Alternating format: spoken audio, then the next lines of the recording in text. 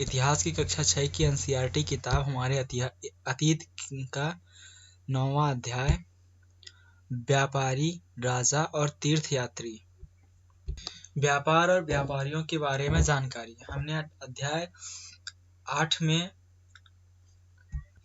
उत्तर के काले पॉलिश वाले बर्तनों के बारे में पढ़ा। ये खूबसूरत बर्तन खास तौर से इनकी कटोरियां और तथा थालियां इस उपमहाद्वीप के अनेक पूर्व स्थलों से मिलते हैं। सवाल उठता है कि इन जगहों पर ये बर्तन कैसे पहुंचे होंगे। ऐसा अनुमान लगाया जाता है कि ये जहां बनते थे वहां से व्यापारी इन्हें ले जाकर अलग अलग जगहों पर बेचते थे। दक्षिण भारत सेना मसाले, खास तौर पर काली मिर्च तथा कीमती पत्थरों के लिए प्रसिद्ध था। काली मिर्च की रोमन साम्राज्य में इतनी मांग थी कि इसे काले सोने के नाम से बुलाते थे। व्यापारी इन सामानों को समुद्री जहाजों और सड़कों के रास्ते रोम पहुंचाते थे। दक्षिण भारत में ऐसे अनेक रोमन सोने के सिक्के मिले हैं।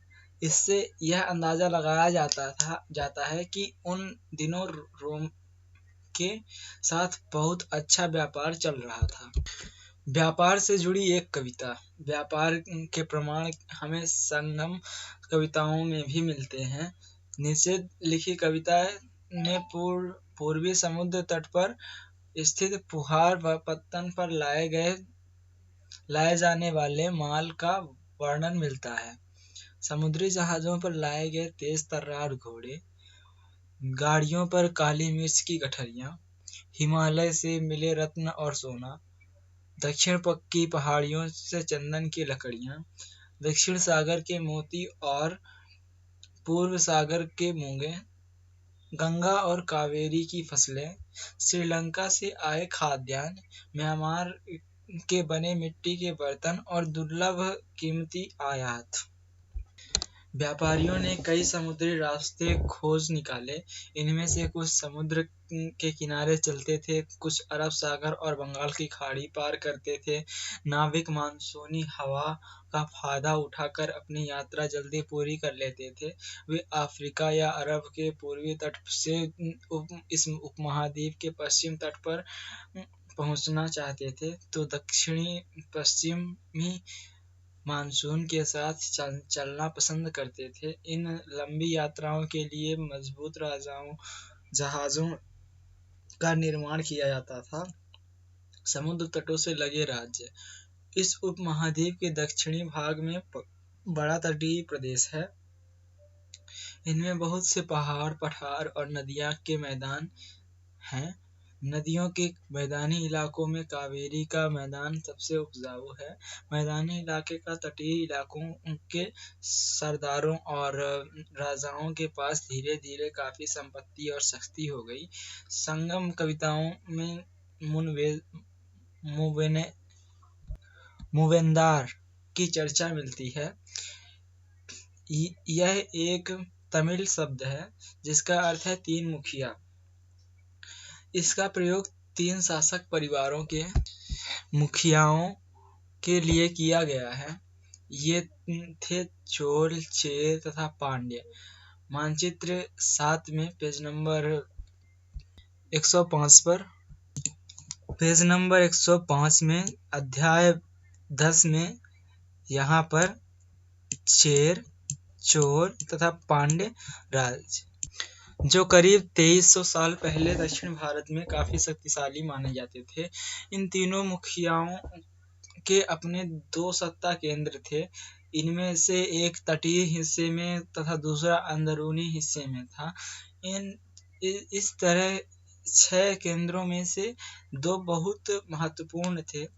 एक चोलों का पत्तन पुहार या कावेरी पट्टनम, दूसरा पांड्य की राजधानी मदुरै। ये मुखिया लोगों से नियमित कर के बजाय उपहारों की मांग करते थे। कभी कभी ये सैनिक अभियानों पर भी निकल पड़ते थे और आसपास के इलाकों में शुल्क वसूल कर लेते थे। इनमें से कुछ धन वे अपने पास रख लेते थे, बाकी अपने समर्थकों, नाते रिश्तेदारों, सिपाहियों तथा कवियों के बीच बांट देते थे। अनेक संगम कवियों ने उन मुखियाओं की प्रशंसा में कविताएं लिखी हैं जो उन्हें कीमती जवाहरात, सोने, घोड़े, हाथी या रथ, सुंदर कपड़े दिया करते थे। इसके लगभग 200 वर्षों के बाद पश्चिम भारत मानचित्र 7 में पृष्ठ 105 में सातवाहन नामक राजवंश का प्रभाव पड़ा। सातवाहन राज्य यहाँ स्थित है। सातवाहनों का सबसे प्राचीन राजा गोमती पुत्र श्री सातकीर्ण। उसके बारे में हमें उसकी माँ गौतमी बालश्री द्वारा दान किए गए एक अभिलेख से पता चलता है। वह और अन्य सभी सातवाहन शासक दक्षिणापथ के स्वामी कहे जाते थे। दक्षिणापथ का शाब्दिक अर्थ है दक्षिण की ओर जाने वाला रास्ता होता था। पूरे दक्षिण क्षेत्र के लिए यही नाम प्रचलित था। श्री सातकीर्ण ने पूर्वी, पश्चिमी तथा दक्षिणी तटों पर अपनी सेनाएं भेजी। रेशम मार्ग की कहानी। कीमती चमकीले रंग की चिकनी मुलायम बनावट की वजह से ये रेशमी कपड़े अधिकांश समाज में बहुमूल्य माने जाते हैं। रेशमी कपड़ा तैयार करने का एक जटिल प्रक्रिया है। रेशम के कीड़े से कच्चे रेशम निकालकर सूत कताई होती है, फिर उससे कपड़ा बुना जाता है। रेशम बनाने की तकनीक का आविष्कार सबसे पहले चीन में करीब 700 साल पहले हुआ। इस तकनीकी को उन्होंने हजारों सालों तक बाकी दुनिया से छुपाए रखा, पर चीन से पैदल, घोड़े या ऊंटों पर कुछ लोग दूर दूर तक की जगहों पर जाते थे और अपने साथ रेशमी कपड़े भी ले जाते थे। जिन रास्तों से ये लोग यात्रा करते थे वे रेशम मार्ग, सिल्क रूट के नाम से प्रसिद्ध हो गया। कभी कभी चीन के शासक ईरान और पश्चिमी एशिया के शासकों को उपहार के तौर पर रेशमी कपड़े भेज देते थे। यहाँ से रेशम के बारे में जानकारी भी पश्चिमी की ओर फैल गई। करीब 2000 साल पहले रोम के शासकों और धनी लोगों के बीच रेशमी कपड़े पहनना एक फैशन बन गया था। इसकी कीमत बहुत ही ज्यादा होती थी क्योंकि चीन से इसे लाने में दुर्गम पहाड़ी और रेगिस्तान रास्ते से होकर जाना पड़ता था। यही नहीं, रास्ते के आसपास रहने वाले लोग व्यापारियों से यात्रा शुल्क भी मांगते थे। मानचित्र 6 में इससे सिल्क रूट की उसकी शाखाओं को दिखाए गए हैं। कुछ शासक इसके बड़े बड़े हिस्सों पर अपना नियंत्रण करना चाहते थे क्योंकि इससे इस रास्ते पर यात्रा कर रहे व्यापारियों से उन्हें कर, शुल्क तथा तोहफे के जरिए लाभ मिलता था। इसके बदले ये शासक उन व्यापारियों को अपने राज्य में से गुजरते वक्त लुटेरों के आक्रमणों से सुरक्षा देते थे। सिल्क रूट पर नियंत्रण रखने वाले शासकों में सबसे प्रसिद्ध गुषाण थे। करीब 2000 साल पहले मध्य एशिया तथा पश्चिमोत्तर भारत पर इनका शासन था। पेशावर और मथुरा इनके दो मुख्य शक्तिशाली केंद्र थे। तक्षशिला भी इनके ही राज्य का हिस्सा था। इनके शासन काल में सिल्क रूट की एक शाखा मध्य एशिया से होकर सिंधु नदी के मुहाने के पत्तनों तक जाती थी। फिर यहाँ से जहाजों द्वारा रेशम पश्चिम की ओर रोमन साम्राज्य तक पहुँचता था। इस उपमहाद्वीप में सबसे पहले सोने के सिक्के जारी करने वाले शासकों में कुषाण थे। सिल्क रूट पर यात्रा करने वाले व्यापारी इनका उपयोग किया करते थे। बौद्ध धर्म का प्रसार। कुषाणों के सबसे प्रसिद्ध राजा कनिष्क था। उसने करीब 1900 साल पहले शासन किया। उसने एक बौद्ध परिषद का गठन किया, जिससे एकत्र होकर विद्वान महत्वपूर्ण विषयों पर विचार विमर्श करते थे। बुद्ध की जीवनी। बुद्धचरित के रचनाकार कवि अश्वमेध कनिष्क के दरबार में रहते थे। अश्वमेध तथा अन्य बौद्ध विद्वानों ने अब संस्कृत में लिखना शुरू कर दिया।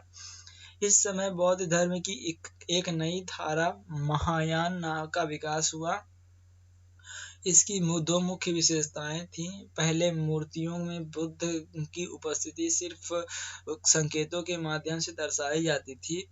मिसाल के तौर पर उनकी निर्वाण प्राप्ति को पीपल के पेड़ की मूर्ति द्वारा दर्शाया जाता था। पर अब बुद्ध की प्रतिमाएं बनाई जाने लगी।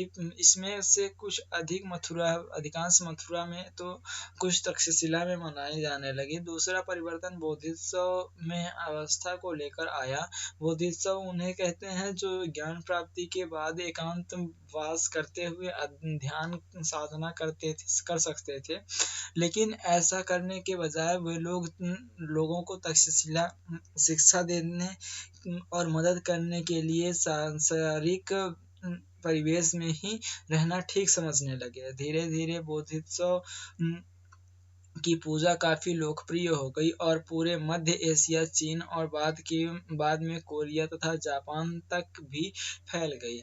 बौद्ध धर्म का प्रसार पश्चिमी और दक्षिणी भारत में हुआ, जहाँ बौद्ध भिक्षुओं के रहने के लिए पहाड़ों में दर्जनों गुफाएं खोदी गईं। इनमें से कुछ गुफाएं राजा और रानियों के आदेश पर बनवाई गईं, तो कुछ व्यापारियों और कृषकों द्वारा। इनमें से ज्यादातर गुफाएं पश्चिमी घाट के दर्रे के पास बनाई गई थीं। दक्कन के शहरों तथा तटों के समृद्ध बंदरगाहों और इन्हें जोड़ने वाले सड़कों की भी इन्हें दर्रे से होकर गुजारती थीं। ऐसा लगता है कि यात्रा करने वाले इन व्यापारी इन गुफाओं वाले मठों में विश्राम के लिए रुकते थे। बौद्ध धर्म दक्षिण पूर्व की और श्रीलंका, म्यांमार, थाईलैंड तथा इंडोनेशिया सहित दक्षिण पूर्व एशिया के अन्य भागों में भी फैला। मथुरा में बनी बौद्ध की प्रतिमा का चित्र और दक्षिण तक्षशिला में बनी बुद्ध की प्रतिमा का चित्र। थेरवाद नामक बौद्ध धर्म का आरंभिक रूप इन क्षेत्रों में कहीं अधिक प्रचलित था। तीर्थयात्रियों की जिज्ञासा। व्यापारी काफिलों में तथा जहाजों पर दूर दूर जाया करते थे।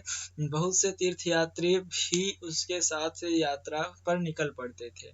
तीर्थयात्री वे स्त्री पुरुष होते थे जो प्रार्थना के लिए पवित्र स्थानों की यात्रा किया करते थे। इसी तरह भारत की यात्रा पर आई चीनी बौद्ध तीर्थयात्री फाह-एन-सिएन काफी प्रसिद्ध है। वह करीब 1600 साल पहले आया। शन त्सांग 1400 साल पहले भारत आया और उसने करीब 50 साल बाद त्सिंग आया। वे सब बुद्ध अध्याय 6 के जीवन से जुड़ी जगहों और प्रसिद्ध मठों को देखने के लिए भारत आए थे। इनमें से प्रत्येक तीर्थयात्री ने अपनी यात्रा का वर्णन लिखा।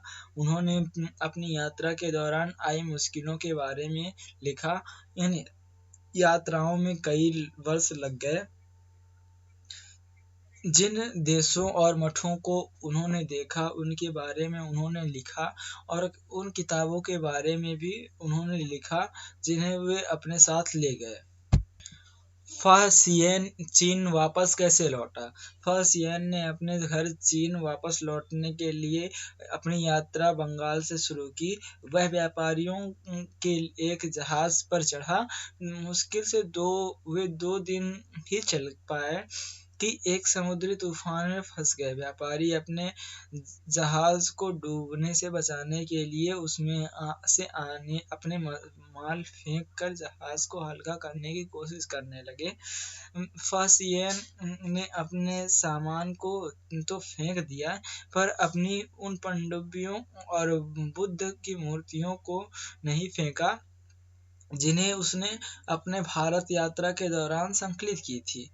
अंततः 13 दिनों बाद आंधी रुकी और उसने समुद्र का वर्णन इस प्रकार किया: समुद्र असीम है, सूर्य, चांद या तारे की गति को देखे बिना यह पता लगा पाना असंभव है कि पूर्व किधर है या पश्चिम किस दिशा में है। अगर बरसात और अंधेरा हो तो जहाज को हवा की रुख में ले जाने के अलावा कोई चारा नहीं। जावा पहुंचने में उसे 90 दिनों से भी ज्यादा समय लगे। वहां वह 5 महीने के लिए रुका। इसके बाद दूसरे व्यापारी जहाज में चढ़कर वह चीन पहुंचा। स्वेन त्सांग भूमार्ग से उत्तर पश्चिम और मध्य एशिया होकर चीन वापस लौटा। उसने सोने, चांदी और चंदन की लकड़ियों की बनी बुद्ध की मूर्तियां तथा 600 से ज्यादा पांडुलिपियां एकत्रित की थीं। उसने इन्हें वह लगभग 20 घोड़े में लाद कर ले गया, पर इसमें से 50 पांडुलिपियां उस समय खो गईं, जब सिंधु नदी पार करते हुए उसकी नाव उलट गई। अपने जीवन का बाकी हिस्सा उसने बची हुई पांडुलिपियों का संस्कृत से चीनी अनुवाद करने में लगा दिया। नालंदा शिक्षा का एक विशिष्ट केंद्र।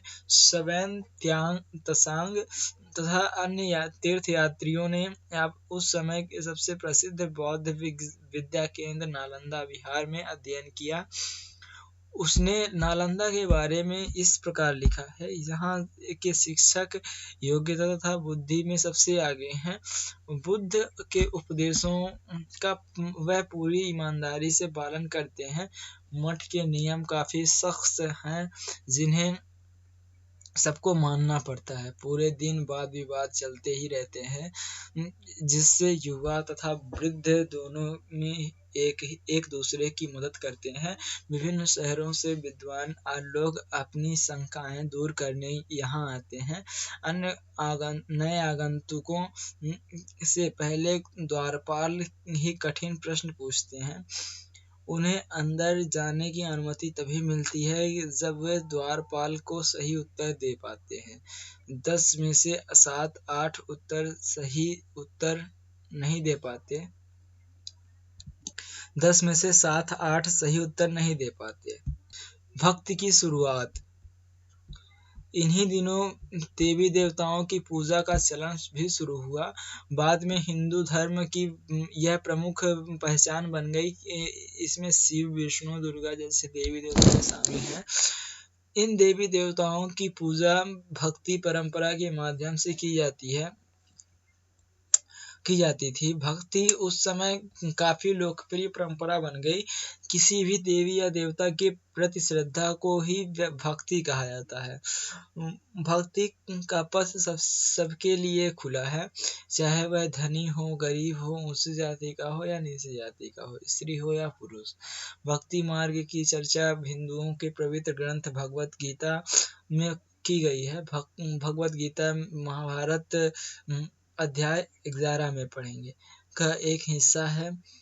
इसमें भगवान कृष्ण ने अपने भक्त और मित्र अर्जुन को सभी धर्मों को छोड़कर उनकी शरण में आने का उपदेश देते हैं, क्योंकि केवल कृष्ण ही अर्जुन को सारी बुराइयों से मुक्ति दिला सकते हैं। पूजा का यह रूप धीरे धीरे देश की विभिन्न भागों में फैल गया।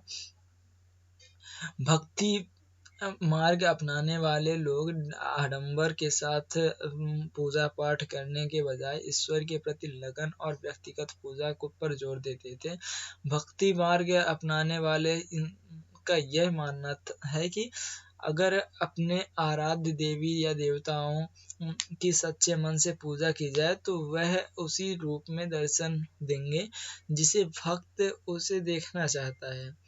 इसलिए आराध्य देवी या देवता मानव के रूप में भी हो सकते हैं या फिर सिंह, पेड़ या अन्य किसी भी रूप में।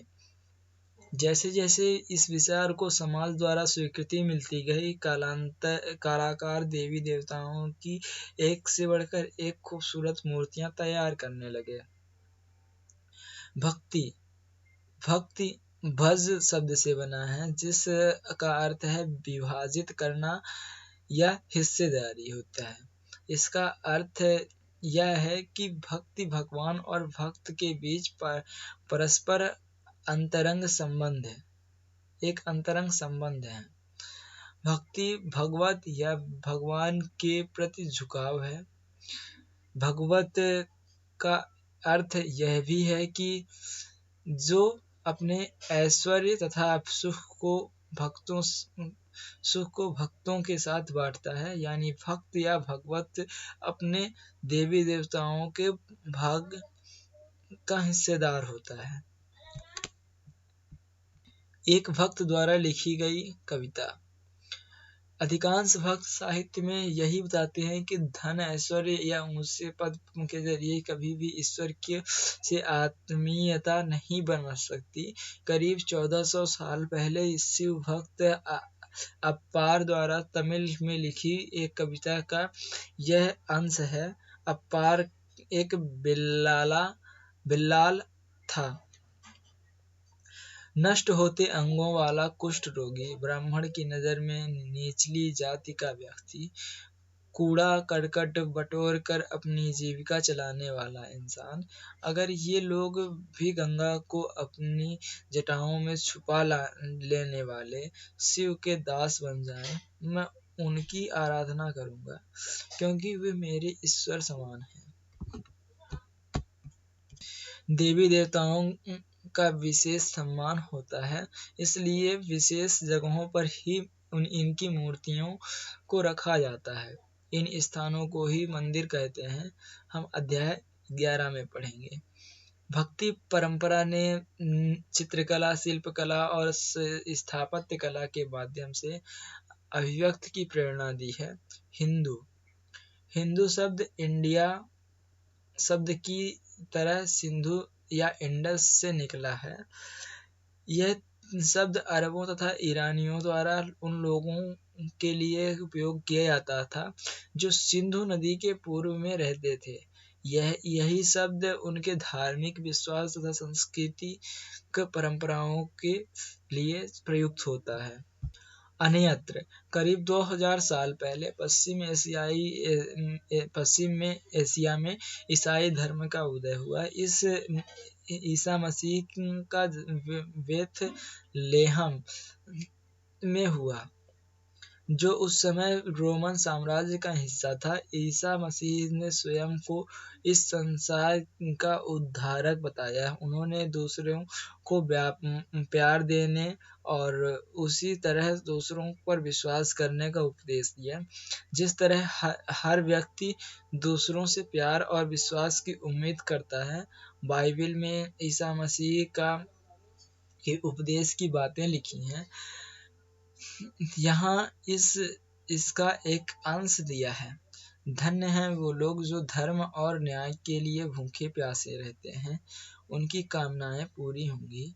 जो दयालु हैं वे धन्य हैं, क्योंकि उन्हें दया मिल सकेगी। धन्य हैं वे दिल से पवित्र हैं, क्योंकि वे ईश्वर के दर्शन कर सकेंगे। धन्य हैं वे जो शक्ति स्थापित करते हैं, वही ईश्वर की संतान कहलाएंगे। ईसा मसीह के इस उपदेश साधारण लोगों को बहुत पसंद आए और धीरे धीरे यह पश्चिमी एशिया, अफ्रीका तथा यूरोप में फैल गया। ईसा मसीह की मृत्यु के 100 साल के अंदर ही भारतीय उपमहाद्वीप के पश्चिमी तट पर पहले ईसाई धर्म प्रचारक पश्चिमी एशिया से आए। केरल के ईसाइयों को सीरियाई ईसाई कहा जाता है क्योंकि संभवतः वे पश्चिम एशिया से आए थे। वे विश्व के सबसे पुराने ईसाइयों में से एक हैं। इस तरह अध्याय 9 समाप्त। धन्यवाद।